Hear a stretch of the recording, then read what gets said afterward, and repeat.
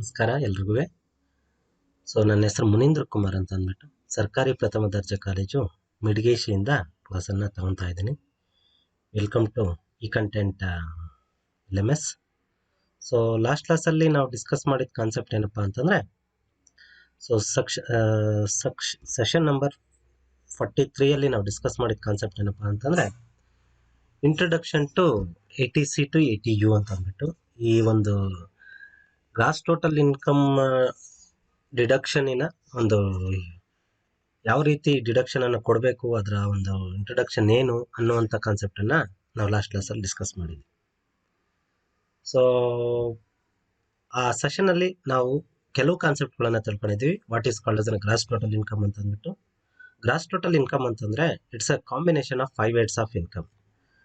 ಈ 5 ಹೆಡ್ ಏನು ಇನ್ಕಮ್ ಬರುತ್ತೆ, one is called as income from salary, income from house property, and income from business and profession, as well as an income from capital gain and other sources. ಈ 5 head of income ಅನ್ನು ನಾವು ಸೇರಿಸಿ ಏನಂತಪ್ಪ ಕರಿತೀವಿ ಅಂತಂದರೆ gross total income ಅಂತ ಕರಿತೀವಿ.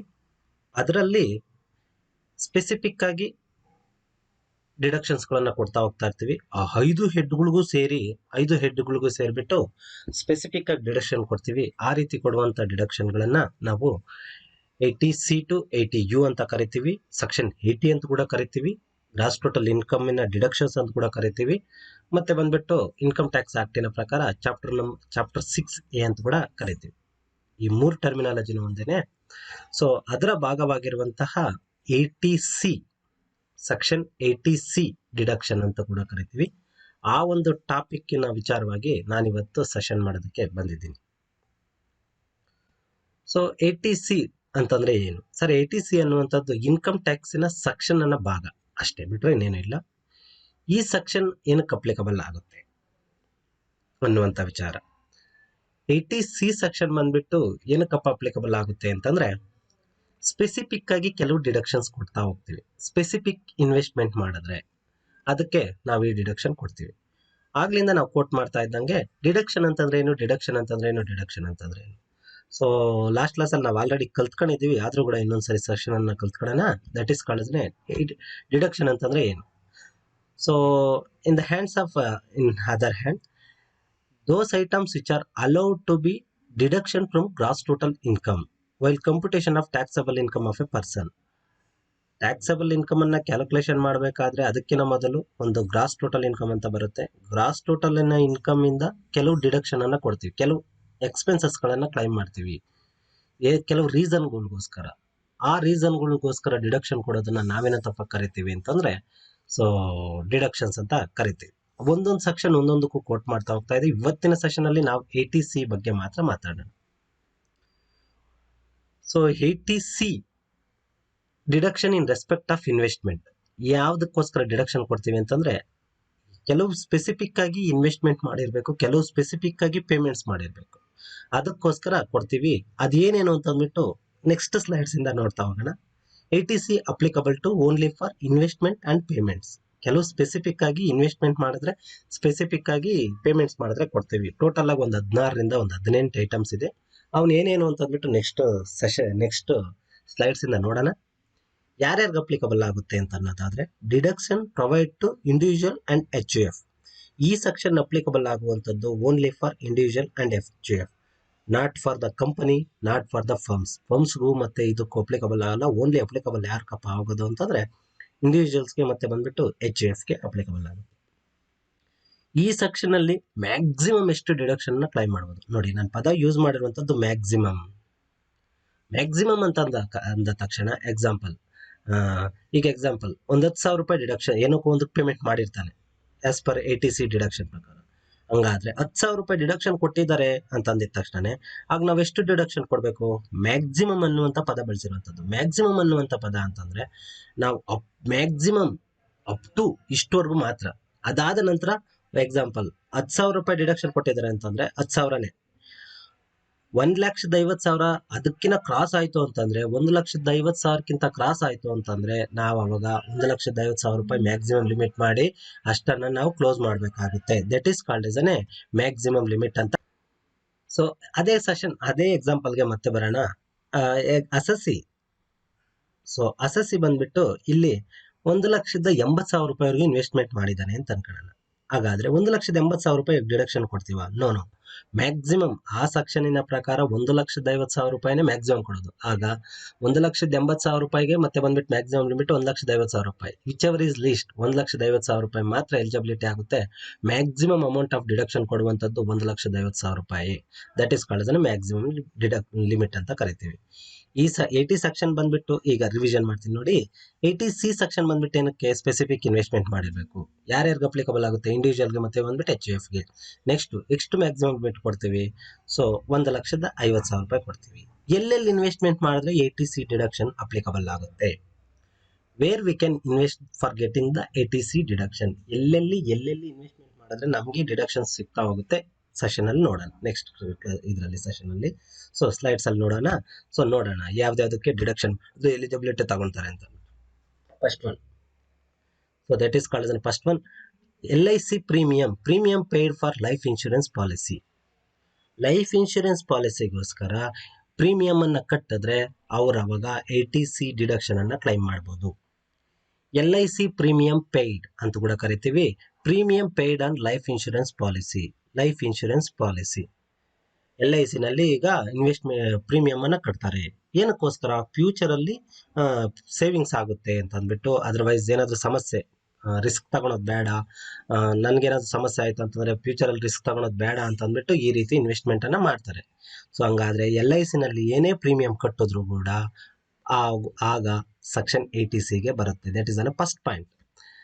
ನಾನು Bengaluru university otherwise Tumakuru university question ಪೇಪರ್ಗಳನ್ನು ನೋಡಿದಾಗ ಅಲ್ಲಿ ಕೇಳಿರುವಂತಹ ಕ್ವಶನ್ಗಳು ಯಾವ ರೀತಿಯಪ್ಪ ಇದೆ ಅಂತಂದ್ರೆ 80Cಯಲ್ಲಿ ಬರುವಂತಹ ಯಾವುದಾದರೂ 5 ಅಥವಾ 6 ಯಾವ್ಯಾವ ಪಾಯಿಂಟ್ಗೆ ಡಿಡಕ್ಷನ್ಸ್ ಕೊಡಬೇಕು ಅಂತ ಅಂದ್ಬಿಟ್ಟು ಕ್ವಶನ್ ಅನ್ನ ಫ್ರೇಮ್ ಮಾಡಿದ್ರು. 2019 ಆಗಿರ್ಬೋದು, 2018 ಆಗಿರ್ಬೋದು, 2017 part 2 income tax act section B ಅಲ್ಲಿ 5 ಮಾರ್ಕ್ಸ್ಗೆ ಫ್ರೀಕ್ವೆಂಟ್ ಆಗಿ ಕೇಳ್ತಿರುವಂತಹ ಕ್ವಶನ್ಸ್ ಯಾವ್ದಪ್ಪ ಅಂತಂದ್ರೆ 80Cಯಲ್ಲಿ ಬರುವಂತಹ ಯಾವ್ದಾದ್ರು 5 ಪಾಯಿಂಟ್ ಅನ್ನ ಮೆನ್ಷನ್ಸ್ ಮಾಡ್ರಿ ಅಂತ ಕೇಳ್ತಾರೆ. ಅವಾಗ ನಾವ್ ಇದರಲ್ಲಿ ನಾನು ಕೋಟ್ ಮಾಡುವಂತ ಯಾವ್ದಾದ್ರು ಪಾಯಿಂಟ್ಗಳನ್ನ ನೀವೊಂದು 5ರಿಂದ 6 ಪಾಯಿಂಟ್ಸ್ ಕೋಟ್ ಮಾಡಿದ್ರೆ you can get the 5 points.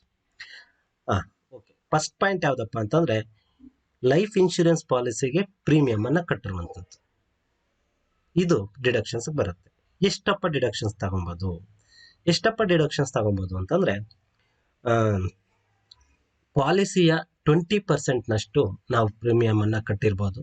ಈ ವರ್ಷದಲ್ಲಿ ಪಾಲಿಸಿ ಎಕ್ಸಾಂಪಲ್ 10,000 ಅಶ್ಯೂರ್ಡ್ ಅಮೌಂಟ್ ಆಗಿರ್ತೈತೆ ಅಂತಂದ್ರೆ ಆ 10,000 ಪ್ರೀಮಿಯಂ ಒಂದು 2,000 ಕಟ್ಟಿದ್ದಾರೆ ಅಂತಂದ್ರೆ ಸೊ ಅದು 20% ಪಾಲಿಸಿಯ 20% ಅಷ್ಟು ಕಟ್ಟಬಹುದು. ಇಲ್ಲ ಅಂತ 20% ಅದರ್ವೈಸ್ ಎಷ್ಟು ಪ್ರೀಮಿಯಂ ಕಟ್ಟಿರ್ತಾರೋ ಸೊ ಅಷ್ಟಲ್ಲಿ ನಾವು ಡಿಡಕ್ಷನ್ ಅನ್ನ ತಗೊಬಹುದು. ಪ್ರೀಮಿಯಂ ಕಟ್ಟೋದ್ರ ಬಗ್ಗೆ ಇದು ಕ್ಲಾರಿಫಿಕೇಶನ್. ಹಂಗಾದರೆ ನೆಕ್ಸ್ಟ್ ಯಾರ್ಯಾರಿಗೆ ಡಿಡಕ್ಷನ್ ಅನ್ನ ಕ್ಲೈಮ್ ಮಾಡಬಹುದು? So assessee of the person. So assessee ಆಗಿರ್ಬೋದು. ನೆಕ್ಸ್ಟ್ ಒನ್ ಬಂದ್ಬಿಟ್ಟು ಅವ್ರ ವೈಫ್ ಆಗಿರ್ಬೋದು, ಅವ್ರಿಗೂ ಕೂಡ ಡಿಡಕ್ಷನ್ ಅನ್ನ ಕ್ಲೈಮ್ ಮಾಡ್ಬೋದು. ಮತ್ತೆ ಬಂದ್ಬಿಟ್ಟು ಇಬ್ರು ಮಕ್ಕಳಿಗೆ, ಸೊ ಮಕ್ಕಳಿಗೂ ಕೂಡ ನಾವು ಪ್ರೀಮಿಯಂ ಅನ್ನ ಕ್ಲೈಮ್ ಕಟ್ಟಿದ್ರು ಕೂಡ ಅವ್ರಿಗೂ ಕೂಡ ಡಿಡಕ್ಷನ್ ಅನ್ನ ಕ್ಲೈಮ್ ಮಾಡ್ಬೋದು. ಸೊ ಇಷ್ಟು ಅಮೌಂಟ್ ಅನ್ನ ನಾವು ಟೋಟಲ್ ಆಗಿ ಈ 4 ಜನದಲ್ಲಿ, ಒಂದು ಅಸಸಿ, ಅವ್ರ ವೈಫ್, ನೆಕ್ಸ್ಟ್ ಒನ್ ಬಂದ್ಬಿಟ್ಟು ಅವ್ರ ಮಕ್ಕಳು, ಆ ಇಬ್ಬರು ಮಕ್ಕಳು ಅಂತ ಕರೀತಾರೆ. ಸೊ ಇಬ್ಬರು ಮಕ್ಕಳಲ್ಲಿ ಯಾರ ಹೆಸರಲ್ಲಿ ಬೇಕಾದ್ರೂ ಪ್ರೀಮಿಯಂ ಪೇಡ್ ಮಾಡಿದ್ರು ಕೂಡ ಅಷ್ಟು ಅಮೌಂಟ್ ಅನ್ನ ನಾವು ಡಿಡಕ್ಷನ್ಸ್ ಅಲ್ಲಿ ತಗೊಬಹುದು. ಇದು ಎಲಿಜಿಬಿಲಿಟಿ ಆಗುತ್ತೆ. ಫಸ್ಟ್ ಪಾಯಿಂಟ್ ಇನ್ನೊಂದ್ಸರಿ ಕೋಟ್ ಮಾಡ್ತೀನಿ ನೋಡಿ. LIC ಪ್ರೀಮಿಯಂ ಕಟ್ಟಿರುವಂತದ್ದು. LIC ಪ್ರೀಮಿಯಂ ಯಾರ್ಯಾರ ಹೆಸರಲ್ಲಿ ಕಟ್ಬೋದು? ಅವ್ರ ಹೆಸರಲ್ಲಿ ಕಟ್ಟಿದ್ರು ಎಲಿಜಿಬಿಲಿಟಿ ಆಗ್ತಾರೆ, ಅವ್ರ ಹೆಂಡತಿ ಹೆಸರಲ್ಲಿ ಕಟ್ಟಿದ್ರು ಎಲಿಜಿಬಿಲಿಟಿ ಆಗ್ತಾರೆ. ನೆಕ್ಸ್ಟ್ ಒನ್ ಬಂದ್ಬಿಟ್ಟು ಅವ್ರ ಮಕ್ಕಳು ಅಂತಂದ್ರೆ ಎಷ್ಟು ಜನ ಎಲಿಜಿಬಿಲಿಟಿ ಆಗ್ತಾರೆ? ಇಬ್ಬರು ಮಕ್ಕಳಿಗೆ ಎಲಿಜಿಬಿಲಿಟಿ ಆಗ್ತಾರೆ. ಇಷ್ಟು ಅಮೌಂಟ್ ಅನ್ನ ಅವರು ಎಲಿಜಿಬಿಲಿಟಿ ತಗೊಬಹುದು. ಸರ್ ಎಷ್ಟು ಎಕ್ಸಾಂಪಲ್ ಪ್ರೀಮಿಯಂ ಕಟ್ಟಿದಷ್ಟು ಫುಲ್ ಅಮೌಂಟ್ ಕಟ್ಟಿದಷ್ಟು ತಗೊಬೋದಾ? ಆ ಪ್ರೀಮಿಯಂ ಫುಲ್ ಅಮೌಂಟ್ ಕಟ್ಟಿದಷ್ಟು ತಗೊಬಹುದು. ಸೊ ಅಶ್ಯೂರ್ಡ್ ವ್ಯಾಲ್ಯೂಗಿಂತ 20% ಎಕ್ಸ್ಟ್ರಾ ಆಗಿರ್ಬಾರ್ದು. ಅಶ್ಯೂರ್ಡ್ ವ್ಯಾಲ್ಯೂಗಿಂತ 20% ಎಕ್ಸಿಡ್ ಆಗಿರ್ಬಾರ್ದು. 20% ಒಳಗಡೆನೆ ಇದ್ದಷ್ಟು ಕಟ್ಟಿರ್ಬೇಕು. ಆಲ್ಮೋಸ್ಟ್ ಆಲ್ ಪ್ರೀಮಿಯಂ ಕಟ್ಟೋದು ಆಲ್ಮೋಸ್ಟ್ ಆಲ್ ಅಲ್ಲಿಗೆ ಬರುತ್ತೆ. ಸೊ ಏನಾದ್ರೂ 20%ಗಿನ ಮ್ಯಾಕ್ಸಿಮಮ್ 20%ಗಿನ ಮೇಲೆ ಹೋಯ್ತು ಅಂತಂದ್ರೆ ನಾವು ಕ್ಲೈಮ್ ಮಾಡೋಷ್ಟಿಲ್ಲ. ಮ್ಯಾಕ್ಸಿಮಮ್ ಲಿಮಿಟ್ ಆಫ್ 20% ಅಂತ ಕರಿತೀವಿ. ಸೊ ಹಂಗಾದ್ರೆ LIC ನಲ್ಲಿ ಕಟ್ಟಿರುವಂತ ಪ್ರೀಮಿಯಂ ಅನ್ನ ನಾವು 80Cಯಲ್ಲಿ ಡಿಡಕ್ಷನ್ ತಗೊಂತೀವಿ. Next one unit linking plan from LIC and unit trust of India ಅಂತ ಕೂಡ ಕರಿತೀವಿ. ಸೊ ಅದರಲ್ಲಿ ನಾವು ಡಿಡಕ್ಷನ್ ಅನ್ನ ಕ್ಲೈಮ್ ಮಾಡಬಹುದು. ಯೂನಿಟ್ ಲಿಂಕಿಂಗ್ ಪ್ಲಾನ್ ಅಂತಂದ್ರೆ ಏನು? ಈ ಯೂನಿಟ್ ಲಿಂಕಿಂಗ್ ಪ್ಲಾನ್ ಅಂತಂದ್ರೆ ಏನಪ್ಪಾ ಅಂತಂದ್ರೆ ಒಬ್ಬೊಬ್ರು ಒಂದೊಂದು ಯೂನಿಟ್ ಮ್ಯೂಚುವಲ್ ಫಂಡ್ಸ್ ಆಗಿ ಇನ್ವೆಸ್ಟ್ಮೆಂಟ್ ಮಾಡೋದಕ್ಕೋಸ್ಕರ LIC otherwise unit trust of India ಒಬ್ಬೊಬ್ರು ಎಕ್ಸಾಂಪಲ್ ಲಾರ್ಜ್ ಕಂಪನಿನಲ್ಲಿ ನಾವು ಶೇರ್ಸ್ಗಳನ್ನು ತಗೊಳಕ್ ಆಗೋದಿಲ್ಲ ಅಂತಂದಾಗ ನಾವೆಲ್ಲ ಮ್ಯೂಚುವಲ್ ಆಗಿ ಇನ್ವೆಸ್ಟ್ಮೆಂಟ್ ಮಾಡಿ ಅವನ್ನೆಲ್ಲ ಯೂನಿಟ್ ಅಂತ ಡಿವೈಡ್ ಮಾಡ್ತೀವಿ. ಇವನ್ನೆಲ್ಲ ತಗೊಂಡೋಗ್ಬಿಟ್ಟು LIC ನಲ್ಲಿ ಇದು ಮಾಡಿದ್ರೆ ಸೊ ಅವರು ಆ ಫಂಡ್ ಅನ್ನೆಲ್ಲ ತಗೊಂಡೋಗ್ಬಿಟ್ಟು ಲಾರ್ಜ್ ಕಂಪನಿನಲ್ಲಿ ಇನ್ವೆಸ್ಟ್ಮೆಂಟ್ ಮಾಡ್ತಾರೆ. ಆ ರೀತಿ ಕಟ್ಟೋದಕ್ಕೆ ನಾವು ಯೂನಿಟ್ ಲಿಂಕಿಂಗ್ ಪ್ಲಾನ್ ಅಂತ ಕರಿತೀವಿ. ಅದನ್ನ ತಗೊಂಡೋಗ್ಬಿಟ್ಟು ಅವರು ಡೆಪಾಸಿಟ್ ಮಾಡ್ತಾರೆ. ಅದನ್ನು ಕೂಡ ನಾವು ಡಿಡಕ್ಷನ್ ಅನ್ನ ಕ್ಲೈಮ್ ಮಾಡ್ಬೋದು. Next one, premium paid by annuity plan for LIC and other institution. Premium annuity plan future ಪ್ಲಾನ್ಗೋಸ್ಕರ ಪ್ರೀಮಿಯಂ ಅನ್ನ ನಾವು ಫ್ಯೂಚರ್ ಸೆಕ್ಯೂರಿಟಿ ಆಗೋಸ್ಕರ ನಾವು ಫ್ಯೂಚರ್ LIC ಮತ್ತೆ ಅದರ್ ಇನ್ಸ್ಟಿಟ್ಯೂಷನ್ ಅಲ್ಲಿ ಆನ್ಯುಟಿ ಪ್ಲಾನ್ ಅಂತ ಇರುತ್ತೆ. ಆ ಪ್ಲಾನ್ಗಳಲ್ಲಿ ನಾವೇ ಪ್ರೀಮಿಯಂ ಕಟ್ಟಿದ್ರೆ ಅದರಲ್ಲೂ ಕೂಡ ನಾವು ಅವಾಗ ಡಿಡಕ್ಷನ್ ಅನ್ನ ಕ್ಲೈಮ್ ಮಾಡ್ಬೋದು. ಸೊ ಈ ಮೂರಲ್ಲಿ ಯಾವ್ದ್ರಲ್ಲಿ ಪೇಮೆಂಟ್ ಮಾಡಿದ್ರು ಕೂಡ ATC ಅಲ್ಲಿ ನಾವು ಡಿಡಕ್ಷನ್ ಅನ್ನ ಕ್ಲೈಮ್ ಮಾಡ್ಬೋದು. Next, unit linking plan from unit trust of India. ನಾನು ಆಗ್ಲೇ ಕೋಟ್ ಮಾಡ್ದಂಗೆ LIC ನಲ್ಲಿ ಯಾವ ರೀತಿ ನಾವು ಕೋಟ್ ಮಾಡ್ತೀವೋ ಯೂನಿಟ್ ಟ್ರಸ್ಟ್ ಅಲ್ಲಿ ಕೂಡ ಯೂನಿಟ್ ಲಿಂಕಿಂಗ್ ಪ್ಲಾನ್ ಅಂತ ಕರಿತೀವಿ. ಅದನ್ನು ಕೂಡ ನಾವು ಯೂನಿಟ್ ಲಿಂಕಿಂಗ್ ಪ್ಲಾನ್ ಅಲ್ಲಿ ಆ ರೀತಿ ಪ್ಲಾನ್ಸ್ ಇದ್ರೆ ಅದರಲ್ಲಿ ಕೂಡ ನಾವು ಪೇಮೆಂಟ್ ಅನ್ನ ಮಾಡಿ ಅದನ್ನು ಕೂಡ ಫ್ಯೂಚರ್ ಪ್ಲಾನ್ ಅಂತ ಕನ್ಸಿಡರ್ ಮಾಡ್ತೀವಿ. ಸೊ ಆಗ ನಾವು ಅದನ್ನು ಕೂಡ ನಾವು ಕನ್ಸಿಡರ್ ಅನ್ನ ಮಾಡಬಹುದು. ದಟ್ ಈಸ್ ಕಾಲ್ಡ್ ATC ಅಲ್ಲಿ ಡಿಡಕ್ಷನ್ ಕೊಡ್ಲಿಕ್ಕೆ. ನೆಕ್ಸ್ಟ್ ಒನ್ ಯಾವ್ದಪ್ಪ ಅಂತಂದ್ರೆ housing loan repayment only for the principal amount, not the interest. ಈಗ ಎಕ್ಸಾಂಪಲ್, ಹೌಸಿಂಗ್ ಲೋನ್ ತಗೊಂತೀವಿ. As a resident housing loan ತಗೊಂತೀವಿ. ಆ ಹೌಸಿಂಗ್ ಲೋನ್ ಒಂದು ಎಕ್ಸಾಂಪಲ್ 10 ಲಕ್ಷ ಲೋನ್ ತಗೊಂಡಿರ್ತೀವಿ ಅಂತ ಅನ್ಕೊಳ್ಳೋಣ. ಆಗ ರೀಪೇಮೆಂಟ್ ಮಾಡಕ್ ಹೋಗ್ತೀವಿ. ರೀಪೇಮೆಂಟ್ ಮಾಡಕ್ ಹೋದಾಗ ನಾವು ಒಂದ್ಸರಿ ಕೊಟ್ಟು ಮಾಡ್ತೀವಿ ನೋಡಿ. ರೀಪೇಮೆಂಟ್ ಮಾಡಕ್ ಹೋದಾಗ ಆ ರೀಪೇಮೆಂಟ್ ಮಾಡುವಂತಹ ಅಮೌಂಟ್ ಅನ್ನ EMI ಅಂತ ಕರೀತಾರೆ. ಒಂದೇ ಸರಿ ರೀಪೇಮೆಂಟ್ ಮಾಡಲ್ಲ, ನಾವು EMI ಮುಖಾಂತರ ಕಟ್ತಾ ಹೋಗ್ತಿರ್ತೀವಿ. EMI ಅಂತಂದ್ರೆ ಏನು? ಈಕ್ವೇಟೆಡ್ ಮಂತ್ಲಿ ಇನ್ಸ್ಟಾಲ್ಮೆಂಟ್ ಅಂತ ಕರಿತೀವಿ. ಈಕ್ವೇಟೆಡ್ ಮಂತ್ಲಿ ಇನ್ಸ್ಟಾಲ್ಮೆಂಟ್ ಅಂತಂದ್ರೆ ಸೊ ಆ ಮಂತ್ಲಿ ಇನ್ಸ್ಟಾಲ್ಮೆಂಟ್ ಕೊಟ್ಟೋದ್ರನ್ನ 2 ಪೋರ್ಷನ್ ಇರ್ತವೆ. ಒಂದ್ is called as principal amount, ಇನ್ನೊಂದು ಕಾಲ್ಡ್ ಆಸ್ ಇಂಟ್ರೆಸ್ಟ್ ಅಮೌಂಟ್ ಅಂತ ಕರಿತೀವಿ. ಪ್ರಿನ್ಸಿಪಲ್ ಅಮೌಂಟ್ ಅಂತಂದ್ರೆ ಏನು ಸರ್? ಪ್ರಿನ್ಸಿಪಲ್ ಅಮೌಂಟ್ ಅಂತಂದ್ರೆ ಕೊಟ್ಟಿರುವಂತ ಲೋನ್ಗೆ ಅದು ಲೋನ್ ಅಮೌಂಟ್ ಕಮ್ಮಿ ಆಗ್ತಾ ಇರುತ್ತೆ. ಆ ಕೊಟ್ಟಿರುವಂತ ಅಮೌಂಟ್ ನೆಕ್ಸ್ಟ್ ಅದ್ರ ಮೇಲೆ ಬಡ್ಡಿ ಹಾಕ್ತಾ ಇರ್ತಾರೆ. ಆ ಬಡ್ಡಿ ಹಾಕೋದನ್ನ ಬಿಟ್ಟು ಆ EMI ಕೊಟ್ಟಿರುವಂತ EMI ಅಲ್ಲಿ 2 ಆಪ್ಷನ್ಸ್ ಇರ್ತವೆ. 2 ಆಪ್ಷನ್ಸ್ ಅಲ್ಲಿ 2ರಲ್ಲಿ ಒಂದು EMI ಪ್ಲಸ್ ಇಂಟ್ರೆಸ್ಟ್. ಈ EMI is equal to principal amount plus interest. Interest ಅನ್ನ ಎಕ್ಸ್ಕ್ಲೂಡ್ ಮಾಡಿ ಏನು ಪ್ರಿನ್ಸಿಪಲ್ ಅಮೌಂಟ್ ಇದೆ ಅದರನ್ನು ಕೂಡ ನಾವು ATC ಅಲ್ಲಿ ಕನ್ಸಿಡರ್ ಮಾಡ್ತೀವಿ. ಸೊ ಎಕ್ಸಾಂಪಲ್, ಈಗ ಒಂದು 10 ಲಕ್ಷ ರೂಪಾಯಿ ಲೋನ್ ತಗೊಂಡಿದ್ದೀನಿ. 10 ಲಕ್ಷ ರೂಪಾಯಿ ಲೋನ್ ತಗೊಂಡಾಗ ಒಂದು 10,000 ರೂಪಾಯಿ ತಿಂಗಳ ಪೇಮೆಂಟ್ ಮಾಡ್ಕೊಂಡು ಹೋಗ್ತಾ ಇರ್ತೀನಿ. ಆ 10,000 ರೂಪಾಯಲ್ಲಿ 8,000 ರೂಪಾಯಿ ಬಂದು ಪ್ರಿನ್ಸಿಪಲ್ ಅಮೌಂಟ್ ಇರುತ್ತೆ, ಇನ್ನು 2,000 ರೂಪಾಯಿ ಬಂದ್ಬಿಟ್ಟು ಇಂಟ್ರೆಸ್ಟ್ ಇರುತ್ತೆ ಅಂತ ಅನ್ಕೊಳ್ಳೋಣ. ಹಂಗಾದ್ರೆ ಈ 10,000 ರೂಪಾಯಿ 10,000 ರೂಪಾಯಿ ಕೂಡ ಎಲಿಜಿಬಿಲಿಟಿ ಆಗೋದಿಲ್ಲ. ಅದರಲ್ಲಿ ಎಕ್ಸ್ಕ್ಲೂಡಿಂಗ್ ಆಫ್ ಇಂಟ್ರೆಸ್ಟ್ ಬಂದ್ಬಿಟ್ಟು ಇನ್ನೊಂದು ಇದೇ ಸೆಕ್ಷನ್ 80 ಸೆಕ್ಷನ್ ಅಲ್ಲೇ ಇನ್ನೊಂದು ಇದರಲ್ಲಿ ನಾವು ಡಿಡಕ್ಷನ್ ಕೊಡ್ತೀವಿ.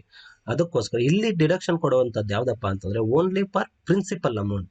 8,000 ರೂಪಾಯಿ ಕಟ್ತೀರ ನೋಡಿ ತಿಂಗಳ 8,000 ರೂಪಾಯಿ ಕಟ್ಟದಷ್ಟು ಮಾತ್ರ ನಾವು ಡಿಡಕ್ಷನ್ ಅನ್ನ ಕೊಡ್ತಾ ಹೋಗ್ತಾ ಇರ್ತೀವಿ. ಹಂಗಾದ್ರೆ ಒಂದು ತಿಂಗಳಲ್ಲಿ 8,000 ರೂಪಾಯಿ ಪ್ರಿನ್ಸಿಪಲ್ ಅಮೌಂಟ್ ಹೋಗ್ತಿದೆ ಅಂತಂದ್ರೆ 8,000 ರೂಪಾಯಿ ಇಂಟು 12 ಹಾಕೊಂಡ್ರೆ ನಮ್ಗೆ ಆಗ 96,000 ರೂಪಾಯಿ ಒಂದು ವರ್ಷಕ್ಕೆ ನಾವು ಪ್ರಿನ್ಸಿಪಲ್ ಅಮೌಂಟ್ ಅನ್ನ ಡಿಡಕ್ಷನ್ ಅನ್ನ ಕ್ಲೈಮ್ ಮಾಡಬಹುದು. So that is called as housing loan repayment for the principal amount, not interest ಅನ್ನ ನಾವಿಲ್ಲಿ ಕ್ಲೈಮ್ ಮಾಡೋದಿಲ್ಲ. ಸೊ ಅದಕ್ಕೋಸ್ಕರ ಓನ್ಲಿ ಹೌಸಿಂಗ್ ಲೋನ್ ರೀಪೇಮೆಂಟ್ ಅನ್ನ ಮಾತ್ರ ಕನ್ಸಿಡರ್ ಮಾಡ್ತೀವಿ. ಸೊ ಹಂಗಾದ್ರೆ ಆಗ್ಲೇ ನಾನು ಎಕ್ಸ್ಪ್ಲೈನ್ ಮಾಡಿದಂಥ ಕಾನ್ಸೆಪ್ಟು LIC ಕಟ್ಟಿರುವಂಥದ್ದಾಗಿರ್ಬೋದು, ಮತ್ತೆ ಬಂದ್ಬಿಟ್ಟು ಮ್ಯೂಚುವಲ್ ಫಂಡ್ ಅಲ್ಲಿ ಯೂನಿಟ್ ಲಿಂಕಿಂಗ್ ಇದ್ರಲ್ಲಿ ಕಟ್ಟಿರ್ಬೋದಾಗಿರ್ಬೋದು, ಆನ್ಯುಟಿ ಪ್ಲಾನ್ ಆಗಿರ್ಬೋದು. ನೆಕ್ಸ್ಟ್ ಒನ್ ಬಂದ್ಬಿಟ್ಟು unit linking of unit trust of India ಆಗಿರ್ಬೋದು, repayment of principal of repayment of housing loan ಆಗಿರ್ಬೋದು. ನೆಕ್ಸ್ಟ್ ಒನ್ ಕಾನ್ಸೆಪ್ಟ್ ಯಾವ್ದಪ್ಪ ನೆಕ್ಸ್ಟ್ ಡಿಡಕ್ಷನ್ ಕೊಡುವಂಥದ್ದು ಅಂತಂದ್ರೆ tuition fees for 2 children's education. ಏನದು? ಇಲ್ಲಿ ಕಂಡ್ಬಿಟ್ಟು ಕಾನ್ಸೆಪ್ಟ್ ಏನಪ್ಪಾ ಅಂತಂದ್ರೆ ಮಕ್ಕಳಿಗೆ ಟ್ಯೂಷನ್ ಫೀಸ್ ಅಂತ ಕಟ್ತೀವಿ. ನಮ್ಮ ಮಕ್ಕಳಿಗೆ ಸ್ಕೂಲ್ ಫೀಸ್ ಅಂತ ಕಟ್ತೀವಿ. ಈ ಸ್ಕೂಲ್ ಫೀಸ್ ಅಲ್ಲಿ ತುಂಬಾ ಫೀಸ್ಗಳು ಬರ್ತವೆ. ಏನೇನಪ್ಪ ಫೀಸ್ಗಳು ಬರ್ಬೋದು? ಡೊನೇಷನ್ ಆಗಿರ್ಬೋದು, ನೆಕ್ಸ್ಟ್ ಟ್ಯೂಷನ್ ಫೀಸ್ ಆಗಿರ್ಬೋದು, ನೆಕ್ಸ್ಟ್ ಸ್ಕೂಲ್ ವ್ಯಾನ್ ಫೀಸ್ ಆಗಿರ್ಬೋದು, ಡ್ರೆಸ್ ಫೀಸ್ ಆಗಿರ್ಬೋದು, ಮೆಟೀರಿಯಲ್ಸ್ ಫೀಸ್ ಆಗಿರ್ಬೋದು, ಇದರಲ್ಲಿ ಎಲ್ಲ ಸೇರಿಸ್ಬಿಟ್ಟು ಕಾಲ್ಡ್ ಆಸ್ ಟ್ಯೂಷನ್ ಇದು ಸ್ಕೂಲ್ ಫೀಸ್ ಅಂತ ಕಟ್ತೀವಿ. ಆ ಸ್ಕೂಲ್ ಫೀಸಲ್ಲಿ ಟ್ಯೂಷನ್ ಫೀಸ್ ಅಂತ ಏನಿರುತ್ತೋ ಆ ಫೀಸನ್ನು ಮಾತ್ರ ನಾವಿಲ್ಲಿ ಡಿಡಕ್ಷನ್ ಅನ್ನ ತಗೊಂತೀವಿ. ಹಂಗಾದ್ರೆ ಸ್ಕೂಲ್ಗೆ ಕಟ್ಟಿರುವಂತಹ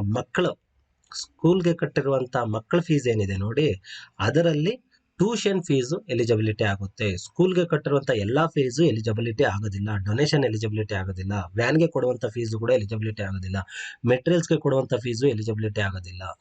ಅದರಲ್ಲಿ ಸ್ಕೂಲ್ಗೆ ಕಟ್ಟಿರೋದ್ರಲ್ಲಿ ಓನ್ಲಿ ಅದರಲ್ಲಿ ಭಾಗವಾಗಿರುವಂಥ ಟ್ಯೂಷನ್ ಫೀಸ್ ಮಾತ್ರ ಎಲಿಜಿಬಿಲಿಟಿ ಆಗಿರುತ್ತೆ. ಸರ್, ಎಷ್ಟು ಮಕ್ಕಳಿಗೆ ಕ್ಲೈಮ್ ಮಾಡ್ಬೋದು?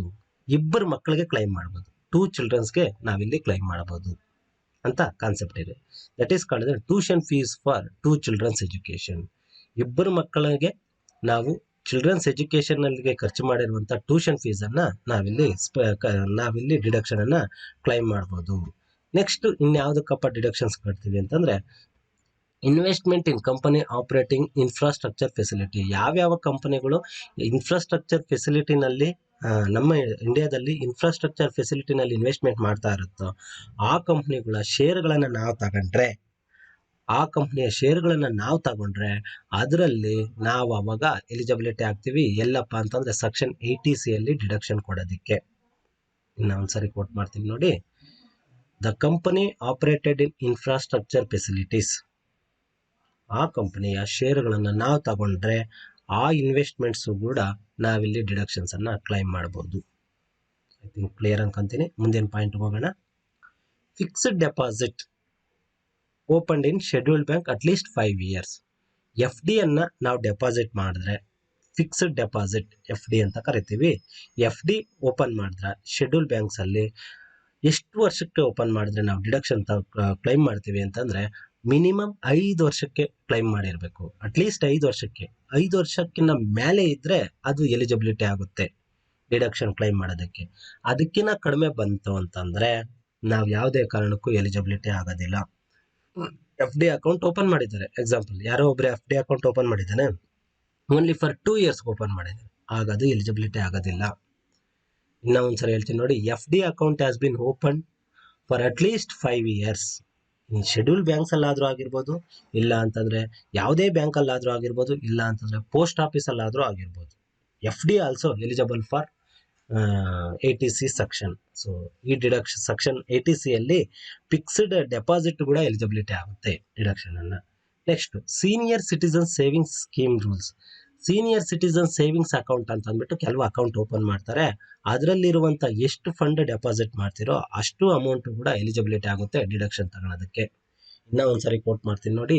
Senior citizens savings scheme account ಅಂತ ಅಂದ್ಬಿಟ್ಟು ಇದನ್ನು ಕೂಡ ಎಲಿಜಿಬಿಲಿಟಿ ಆಗುತ್ತೆ. ಎಲ್ಲಪ್ಪ ಡಿಡಕ್ಷನ್ ತಗೊಳೋದಕ್ಕೆ ಅಂತಂದ್ರೆ 80C ಸೆಕ್ಷನ್ ಅಲ್ಲಿ ಡಿಡಕ್ಷನ್ ಅನ್ನ ತಗೊಳೋದಕ್ಕೆ. ನೆಕ್ಸ್ಟ್ ಸೇಮ್ ಆಗ್ಲೇ ಕೋಟ್ ಮಾಡಿದ ತರ 5 years time deposit in account of under the post office. So ನಾವು ಆಗ್ಲೇ ಹೇಳ್ದೆ FD open in schedule banks ಅಲ್ಲಿ ಓಪನ್ ಮಾಡಿದ್ರು ಕೂಡ 5 years ಎಲಿಜಿಬಿಲಿಟಿ ಆಗುತ್ತೆ. Fixed deposits open in post office ಅಲ್ಲಿ ಕೂಡ ಡೆಪಾಸಿಟ್ ಮಾಡಿದ್ರು ಕೂಡ ಅದು ಕೂಡ ಎಲಿಜಿಬಿಲಿಟಿ ಆಗುತ್ತೆ ಅಂತ ನಾನು ಆಗ್ಲೇ ಕೋಟ್ ಮಾಡಿದೆ. So that is called us so deposit ಮಾಡುವಂತದ್ದು ಕೂಡ ಸೇವಿಂಗ್ಸ್ ಆಗುತ್ತೆ. Next one. ಸೊ ಇಷ್ಟು ಇನ್ವೆಸ್ಟ್ಮೆಂಟ್ಸ್ ಕೂಡ ನಮಗೆ ಡೆಪಾಸಿಟ್ ಆಗಿ ಕ್ಲಿಯರ್ ಆಗುತ್ತೆ.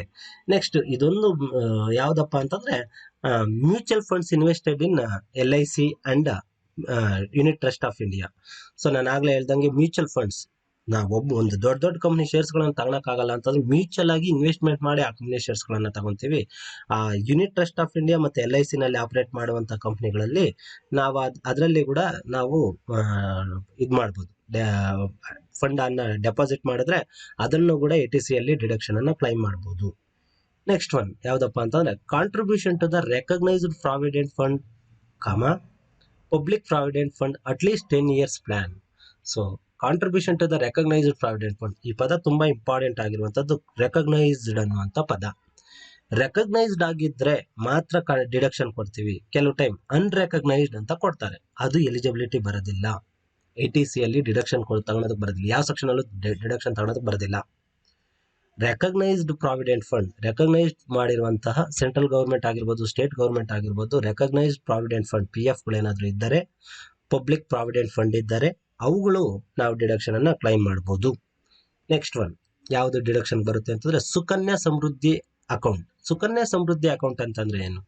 ಸುಕನ್ಯಾ ಸಮೃದ್ಧಿ ಅಕೌಂಟ್ ಅಂತಂದ್ರೆ ಈಗ to promote the girl child, ಹೆಣ್ಣು ಮಗುಗಳ ಭ್ರೂಣ ಹತ್ಯೆ ಜಾಸ್ತಿ ಆಗ್ತಾ ಇರೋದ್ರಿಂದ, ಸೊ ಹೆಣ್ಣು ಮಕ್ಕಳ ಪಾಪ್ಯುಲೇಷನ್ ಕಡಿಮೆ ಆಗ್ತಿರೋದ್ರಿಂದ ಹೆಣ್ಮಕ್ಳನ್ನ ಅವ್ರ ಜನಸಂಖ್ಯೆ ಅಭಿವೃದ್ಧಿ ಮಾಡಬೇಕು ಅಂತಂದ್ರೆ ಹೆಣ್ಮಗು ಹುಟ್ಟಿದ ತಕ್ಷಣ ಅವ್ರಿಗೇನೋ ಡೆಪಾಸಿಟ್ ಮಾಡಿದ್ರೆ, ಸಮ್ ಅಮೌಂಟ್ ಆಫ್ ಡೆಪಾಸಿಟ್ ಮಾಡಿದ್ರೆ, ಒಂದು 18 ಇಯರ್ಸ್ ಅದೆಷ್ಟು ಆದ್ಮೇಲೆ ₹1,00,000 ಕೊಡುವಂತ ಬಾಂಡ್ ಏನೋ ಇದೆ. ಆ ರೀತಿ ಮಾಡೋದಕ್ಕೆ ನಾವೇನೋ ಕರೀತಾರೆ. ಆ ರೀತಿ ಮಾಡುವಂತ ಡೆಪಾಸಿಟ್ಗಳಿಗೆ ನಾವು ಏನಂತಪ್ಪ ಕರಿತೀವಿ ಅಂತಂದ್ರೆ ಸುಕನ್ಯಾ ಸಮೃದ್ಧಿ ಯೋಜನೆ ಅಂತ ಅಂದ್ಬಿಟ್ಟು ಪೋಸ್ಟ್ ಆಫೀಸಲ್ಲಿ ಒಂದು ಅಕೌಂಟ್ ಓಪನ್ ಮಾಡಿದ್ದಾರೆ. ಆ ರೀತಿ ಅಕೌಂಟ್ ಅಲ್ಲಿ ಏನಾದ್ರು ಆ ಗರ್ಲ್ ಚೈಲ್ಡ್ ಅಲ್ಲಿ ನಾವೇನಾದ್ರೂ ಅಮೌಂಟ್ ಅನ್ನ ಡೆಪಾಸಿಟ್ ಮಾಡ್ತಿದ್ರೆ, ಆ ರೀತಿ ಅಕೌಂಟ್ ಅಲ್ಲಿ ಡೆಪಾಸಿಟ್ ಮಾಡ್ತಿದ್ರೆ ಆ ಅಮೌಂಟ್ ಕೂಡ ನಾವು ATC ಅಲ್ಲಿ ಡಿಡಕ್ಷನ್ ಮಾಡಬಹುದು. Your kind information, Samriddhi Sukanya account ಅಲ್ಲಿ ವೆರಿ ಗುಡ್ ರಿಟರ್ನ್ ಜಾಸ್ತಿ ಇದೆ ಅಂತ ಎಲ್ಲರೂ ಥಾಟ್ಸ್ ಇದೆ. ಸೊ ಅದೊಂದು ಮನಸ್ಸಿನಲ್ಲಿ ಇಟ್ಕೊಳ್ಳಿ. ಸೊ ಇನ್ನೂ ಒಂದ್ಸರಿ ಹೇಳ್ತೀನಿ ನೋಡಿ, ಸುಕನ್ಯಾ ಸಮೃದ್ಧಿ ಅಕೌಂಟ್ ಅಲ್ಲಿ ಎಷ್ಟು ಅಮೌಂಟ್ ಡೆಪಾಸಿಟ್ ಮಾಡ್ತೀವೋ ಅದು ಕೂಡ ATC ಅಲ್ಲಿ ಡಿಡಕ್ಷನ್ ಆಗುತ್ತೆ. Next purchase of NSC and interest on NSC ಅಂತಂದ್ರೆ ಏನು? National saving certificate. National saving certificate ಅನ್ನುವಂಥ ಸರ್ಟಿಫಿಕೇಟ್ ಅನ್ನ ಇಶ್ಯೂ ಮಾಡುವಂಥದ್ದು ಯಾರಪ್ಪ ಅಂತಂದ್ರೆ ಸೆಂಟ್ರಲ್ ಗೌರ್ಮೆಂಟ್ ಅಂಡ್ RBI ಇಬ್ರು ಕಂಬೈನ್ ಟುಗೆದರ್ ಆಗಿ ಇನ್ವೆಸ್ಟ್ ಕೊಡ್ತಾರೆ. ಸೊ ಅದರನ್ನ ನಾವು ಪರ್ಚೇಸ್ ಮಾಡಿದ್ರೆ ನಾವು ಅದನ್ನ ಏನಂತಪ್ಪ ಕರಿತೀವಿ ಅಂತಂದ್ರೆ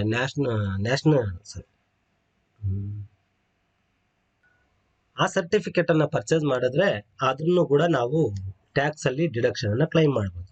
ಆ ಪರ್ಚೇಸ್ ಮಾಡಿದಾಗ ಅದ್ರ ಮೇಲೆ ಇಂಟ್ರೆಸ್ಟ್ ಬರುತ್ತೆ. ಆ ಇಂಟ್ರೆಸ್ಟ್ ಅನ್ನ ತಗೊಂಡೋಗಿ ಅದೇ ಇದರಲ್ಲಿ ಕೂಡ ಹಾಕಿದ್ರು ಕೂಡ, ಪರ್ಚೇಸ್ ಆಫ್ NSC ಹಾಕಿದ್ರು ಕೂಡ ಅದನ್ನು ಕೂಡ ನಾವು ಡಿಡಕ್ಷನ್ ಅನ್ನ ಕ್ಲೈಮ್ ಮಾಡಬಹುದು. ಸೊ ಇಷ್ಟರಲ್ಲಿ ಯಾವ್ದ್ರಲ್ಲಾದ್ರೂ ಇನ್ವೆಸ್ಟ್ಮೆಂಟ್ ಮಾಡಿದ್ರು ಕೂಡ ನಮ್ಗೆ ಸೆಕ್ಷನ್ 80C ಅಪ್ಲಿಕಬಲ್ ಆಗುತ್ತೆ. ಹಂಗಾದ್ರೆ ಒನ್ಸ್ ಅಗೇನ್ ನಾವಿವಾಗ ರಿವಿಷನ್ ಮಾಡ್ಕೊಂತ ಹೋಗೋಣ. ಸೆಕ್ಷನ್ 80C ಅಂತಂದ್ರೆ ಏನು ಸರ್? ಸೆಕ್ಷನ್ 80C ಬಂದ್ಬಿಟ್ಟು ಸ್ಪೆಸಿಫಿಕ್ ಆಗಿ ಕೆಲವುಗಳಿಗೆ ಇನ್ವೆಸ್ಟ್ಮೆಂಟ್ ಮಾಡುವಂಥದ್ದು. ಇಷ್ಟು ಡಿಡಕ್ಷನ್ ಅನ್ನ ಕೊಡ್ತೀವಿ. ₹1,50,000 ಮ್ಯಾಕ್ಸಿಮಮ್ ಡಿಡಕ್ಷನ್ ಕೊಡ್ತೀವಿ. ಅದಕ್ಕಿಂತ ಒಳಗಡೆ ಬಂತು ಅಂತಂದ್ರೆ ಅಮೌಂಟ್ ಆಫ್ ಡಿಡಕ್ಷನ್ ಅನ್ನ ಕ್ಲೈಮ್ ಮಾಡ್ತೀವಿ. ₹1,50,000 ಜಾಸ್ತಿ ಆಯ್ತು ಅಂತಂದ್ರೆ ಮ್ಯಾಕ್ಸಿಮಮ್ ಡಿಡಕ್ಷನ್ ಇಸ್ 1,50,000. ಆಗ ₹1,50,000 ಮಾತ್ರ ಡಿಡಕ್ಷನ್ ಕೊಡ್ತೀವಿ, ಬಿಟ್ರೆ ಅದಕ್ಕಿಂತ ಜಾಸ್ತಿ ಅಮೌಂಟ್ ಮಾಡಿರೋದನ್ನ ಇಗ್ನೋರ್ ಮಾಡ್ತೀವಿ. Okay fine. ಯಾವ್ದಾದ್ರಲ್ಲಿ ಇನ್ವೆಸ್ಟ್ಮೆಂಟ್ ಮಾಡಬೇಕು? LIC ನಲ್ಲಿ ಅವ್ರಿಗೆ ಇನ್ಶೂರೆನ್ಸ್ ಪಾಲಿಸಿ ತಗೊಂಡ್ರು, ಅವ್ರ ಹೆಂಡತಿಗೆ ತಗೊಂಡ್ರು, ಅವ್ರ ಮಕ್ಕಳಿಗೆ ತಗೊಂಡ್ರು ಕೂಡ ಎಲಿಜಿಬಿಲಿಟಿ ಆಗುತ್ತೆ. ಫಸ್ಟ್ ಒನ್ ಯಾವ್ದಪ್ಪ ಅಂತಂದ್ರೆ LIC ನಲ್ಲಿ ಪಾಲಿಸಿ ತಗೊಂಡ್ರೆ life insurance policy, health policy ಅಲ್ಲ, ಲೈಫ್ ಇನ್ಶೂರೆನ್ಸ್ ಪಾಲಿಸಿ ತಗೊಬೇಕು. ಫಸ್ಟ್ ಒನ್ ಯಾರ್ಯಾರು ತಗೊಬೇಕು? ಅವ್ರಿಗೆ, ಅವ್ರ ಹೆಂಡತಿಗೆ, ಅವ್ರ ಮಕ್ಕಳಿಗೆ. ಎರಡನೇದು ಯಾವ್ದಪ್ಪ ಅಂತಂದ್ರೆ ಯೂನಿಟ್ ಲಿಂಕಿಂಗ್ ಪ್ಲಾನ್.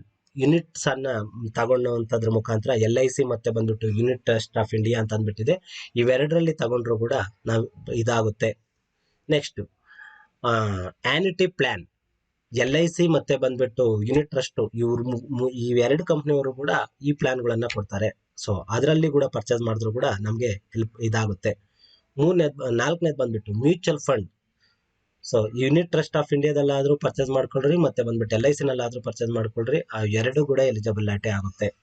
ಐದನೇದು ಬಂದ್ಬಿಟ್ಟು RPF, ರೆಕಗ್ನೈಸ್ಡ್ ಪ್ರಾವಿಡೆಂಟ್ ಫಂಡ್ ಆಗಿರ್ಬೋದು, ಪಬ್ಲಿಕ್ ಪ್ರಾವಿಡೆಂಟ್ ಫಂಡ್ ಆಗಿರ್ಬೋದು. ಇಷ್ಟು ಫಂಡುಗಳಲ್ಲಿ ಸರಿನಾ? ಸೊ ನೀವು ಇನ್ವೆಸ್ಟ್ಮೆಂಟ್ ಮಾಡಿದ್ದೀರಾ ಅಂತಂದ್ರೆ ಆಗ್ಲೂ ಕೂಡ ಎಲಿಜಿಬಿಲಿಟಿ ಆಗ್ತೀರಾ ATC ಅಲ್ಲಿ ಡಿಡಕ್ಷನ್ ತಗೊಳೋದಕ್ಕೆ. Next one Sukanya Samriddhi account. Sukanya Samriddhi account open ಮಾಡಿದ್ರು ಕೂಡ ಆ ಅಕೌಂಟ್ ಅಲ್ಲಿ ಎಷ್ಟು ಅಮೌಂಟ್ ಡೆಪಾಸಿಟ್ ಮಾಡಿರ್ತೀರೋ ಡೆಪಾಸಿಟ್ ಮಾಡಿರುವಂತ ಅಮೌಂಟ್ ಕೂಡ ಎಲಿಜಿಬಿಲಿಟಿ ಆಗುತ್ತೆ ಡಿಡಕ್ಷನ್ ತಗೊಳ್ಳೋದಕ್ಕೆ. Purchase of NSC, national security NSC, purchase of NSC ಮಾಡಿದ್ರು ಕೂಡ ಸೊ ಅದನ್ನು ಕೂಡ ನಾವು ಡಿಡಕ್ಷನ್ ಅನ್ನು ಕ್ಲೈಮ್ ಮಾಡ್ಬೋದು. ನೆಕ್ಸ್ಟ್ ಒನ್ ಯಾವ್ದಪ್ಪ ಅಂತಂದ್ರೆ unit linking plan of trust. So unit linking plan ಅನ್ನ ತಗೊಂಡಾಗ್ಲೂ ಕೂಡ ಡಿಡಕ್ಷನ್ ಅನ್ನ ಕ್ಲೈಮ್ ಮಾಡ್ತೀವಿ. ನೆಕ್ಸ್ಟ್ ಒನ್ ಯಾವ್ದಪ್ಪ ಅಂತಂದ್ರೆ ಹೌಸಿಂಗ್ ಲೋನ್ ರೀಪೇಮೆಂಟ್ ಮಾಡಿದಾಗ. ಸೊ ಹೌಸಿಂಗ್ ಲೋನ್ ರೀಪೇಮೆಂಟ್ ಮಾಡಿದಾಗ ಅದರಲ್ಲಿ ಕಟ್ಟುವಂತಹ EMI ನಲ್ಲಿ ಕಟ್ಟಿರುವಂತಹ EMI ರೀಪೇಮೆಂಟ್ ಮಾಡ್ತೀವಿ ನೋಡಿ. EMI ಅಲ್ಲಿ ಕಟ್ಟಿರುವಂತಹ ಪ್ರಿನ್ಸಿಪಲ್ ಅಮೌಂಟ್ ಮಾತ್ರ ಎಲಿಜಿಬಿಲಿಟಿ, ATC ಅಲ್ಲಿ ಡಿಡಕ್ಷನ್ ತಗೊಂತೀವಿ. ಸರ್ ಇಂಟ್ರೆಸ್ಟ್ ಅಮೌಂಟ್ ಅನ್ನ ಬೇರೆ ಸೆಕ್ಷನ್ ಅಲ್ಲಿ ಕೋಟ್ ಮಾಡ್ತೀನಿ, ಅದು ಬಂದಾಗ ನೋಡೋಣ. ನೆಕ್ಸ್ಟ್ ಒನ್ ಯಾವ್ದಪ್ಪ ಅಂತಂದ್ರೆ ಟ್ಯೂಷನ್ ಫೀಸ್, ಮಕ್ಕಳಿಗೆ ಕಟ್ಟಿರುವಂತಹ ಟ್ಯೂಷನ್ ಫೀಸ್ ಏನಿದೆ ಆ ಇಬ್ಬರು ಮಕ್ಕಳಿಗೆ, ಸೊ ಆ ಟ್ಯೂಷನ್ ಫೀಸನ್ನು ನಾವು ಡಿಡಕ್ಷನ್ ಕೊಡ್ತೀವಿ. ನೆಕ್ಸ್ಟ್ ಒನ್, ಕಂಪನೀಸ್ ಯಾವುದಾದ್ರೂ ಇನ್ಫ್ರಾಸ್ಟ್ರಕ್ಚರ್ ಫೆಸಿಲಿಟಿ ಕೊಡುವಂಥದ್ದಿದ್ರೆ ಆ ಇನ್ಫ್ರಾಸ್ಟ್ರಕ್ಚರ್ ಫೆಸಿಲಿಟಿ ಕೊಡುವಂಥ ಕಂಪನಿಯ ಶೇರ್ಗಳನ್ನು ನಾವು ಆಗ್ಲೂ ಕೂಡ ಎಲಿಜಿಬಿಲಿಟಿ ಆಗ್ತೀವಿ. ನೆಕ್ಸ್ಟ್ ಯಾವ್ದಪ್ಪ ಅಂತಂದ್ರೆ ಸೀನಿಯರ್ ಸೇವಿಂಗ್ ಅಕೌಂಟ್ ಅಂತ ಅಂದ್ಬಿಟ್ಟು, ಸೀನಿಯರ್ ಸೇವಿಂಗ್ ಅಕೌಂಟ್ ಓಪನ್ ಮಾಡಿದ್ರು ಕೂಡ ಆ ಅಕೌಂಟಲ್ಲಿ ಎಷ್ಟು ದುಡ್ಡು ಇದ್ರು ಕೂಡ ಆ ಅಕೌಂಟಲ್ಲಿ ನಾವು ಪರ್ಚೇಸ್ ಡೆಪಾಸಿಟ್ ಅದನ್ನು ಕೂಡ ಡಿಡಕ್ಷನ್ ಕೊಡ್ತೀವಿ. ನೆಕ್ಸ್ಟ್ ಒನ್ ಯಾವುದಪ್ಪ ಅಂತಂದ್ರೆ FD ಅಕೌಂಟ್ ಓಪನ್ ಮಾಡಿರುವಂಥದ್ದು ಅಟ್ಲೀಸ್ಟ್ 5 ಇಯರ್ಸ್ಗೆ. 5 ಇಯರ್ಸ್ಗಿಂತ ಕಡಿಮೆ ಇದ್ರೆ ಡಿಡಕ್ಷನ್ ಕ್ಲೈಮ್ ಮಾಡೋದಕ್ಕೆ ಬರೋದಿಲ್ಲ. 5 ಇಯರ್ಸ್ಗಿಂತ ಮೇಲೆ ಇದ್ರೆ ಡಿಡಕ್ಷನ್ ಅನ್ನ ಕ್ಲೈಮ್ ಮಾಡ್ಬೋದು. ಅದರ ಶೆಡ್ಯೂಲ್ ಬ್ಯಾಂಕ್ಸ್ ಅಲ್ಲಿ ಆಗಿರ್ಬೋದು, ಪೋಸ್ಟ್ ಆಫೀಸಲ್ಲಿ ಆಗಿರ್ಬೋದು, ಎಲ್ಲಿ ಬೇಕಾದರೂ ಆಗಿರ್ಬೋದು. ಇಷ್ಟು ನಾನು ಕೋಟ್ ಮಾಡಿರುವಂಥ 14 ಐಟಮ್ಗಳಲ್ಲಿ ಎಲ್ಲಾದರೂ ಇನ್ವೆಸ್ಟ್ಮೆಂಟ್ ಮಾಡಿದ್ರು ಕೂಡ you are eligible for ATC deduction. So eligible for ATC deduction ಅನ್ನ ನಾವು ಕ್ಲೈಮ್ ಮಾಡ್ಬೋದು. Next one, so ATCL deduction ಅಲ್ಲಿ, so that is called as ಅಷ್ಟನ್ನ ನಾವು ಕೋಟ್ ಮಾಡ್ಕೊಬೋದು. ಇವೆಲ್ಲ ನೋಡಿರುವಂಥ ಪಾಯಿಂಟ್. ಹಂಗಾದ್ರೆ ಈ ಸೆಕ್ಷನ್ ಏನಕ್ಕೆ ಯಾವಾಗಲೂ ಅಷ್ಟೇ ಈ ಸೆಕ್ಷನ್ಗಳನ್ನ ಕೋಟ್ ಮಾಡಬೇಕಾದ್ರೆ ATC ಸೆಕ್ಷನ್ ಏನರ ಬಗ್ಗೆ ಮಾತಾಡುತ್ತೆ, ಯಾವ್ದಕ್ಕೆ ಏನ್ರ ಬಗ್ಗೆ ಮಾತಾಡುತ್ತೆ, which section it will talks, for whom, for what reason, for how much. ಈ 4 ಕ್ವಶನ್ಗಳನ್ನ ಆನ್ಸರ್ ಹುಡ್ಕೊಳ್ಳಿ. ATC talks about, section ATC talks about the investment for individual and HUF. Next one, how much? It's for 1,50,000 maximum. ಎಲ್ಲಾ section ಅನ್ನು ಇದೇ ರೀತಿ coat ಮಾಡ್ಕೊಂತ ಹೋಗ್ರಿ, ಈಗ ಈಸಿ ಆಗುತ್ತೆ. ATC section will talks about only for the purchase. ATC section will talks about only for the investment purpose. For whom? Individual ಮತ್ತೆ HUF. How much? 1,50,000. ಇಷ್ಟು ಸೆಕ್ಷನ್. ಸೊ ಇವತ್ತಿಗೆ ಈ ATC ಸೆಕ್ಷನ್ ಅನ್ನುವಂಥ concept close ಆಯಿತು. ಇದ್ರ ಮೇಲೆ practical ಒಂದು concept ಅನ್ನ ನೆಕ್ಸ್ಟ್ ಕ್ಲಾಸಲ್ಲಿ ನೋಡೋಣ. ಸೊ ಇಲ್ಲಿವರೆಗೂ ಕ್ಲಾಸ್ ಕೇಳಿರುವಂಥ ಎಲ್ರಿಗೂ ಧನ್ಯವಾದಗಳು. Thank you. Thanks a lot.